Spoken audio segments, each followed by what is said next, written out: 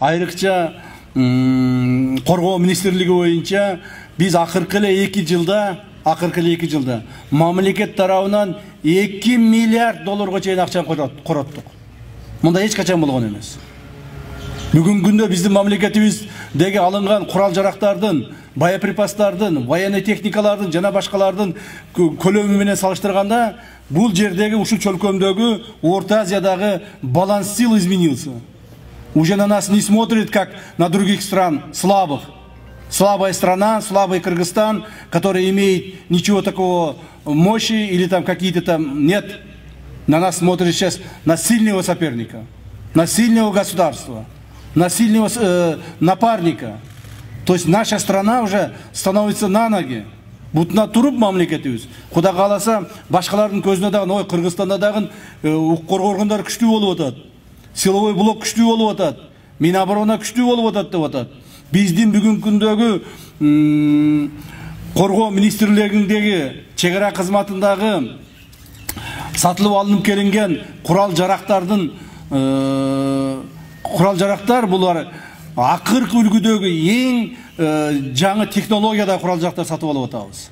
Мурда билесиздер, биз жөнүндө башкалардан жардам калчу элек. Жардамга бизге берген эски УАЗиктерин анча-мынча пистолет автоматтарын алчу элек. Жок. Биз азыр 2 жылдан бери эч кандай жардам алган жокпуз. Биз ток өзүбүз сатып алып атабыз. Европа мамлекеттеринен, Турциядан, бул жагы Кытай жана башкалардан баарынан сатып алып атабыз. Жана ошонун негизинде мамлекетибиз күчтүү болуп турат азыр.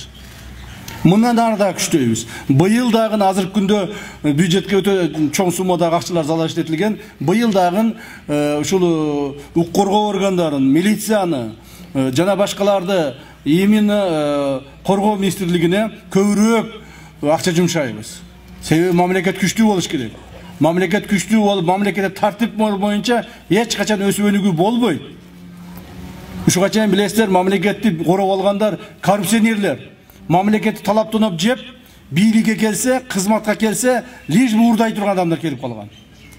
Бир жагынан үчнүккө жөнөкөй адамдардын чөнтөгүнө кирип, же болсо бюджеттин чөнтөгүнө кирип урдап турушкан. Эми андай болбойт. Пусть попробует кто-нибудь воровать у государства. Пусть попробует кто-нибудь у государства что-то взять незаконно. Мы их приведем к ответственности в соответствии с нашим законодательством.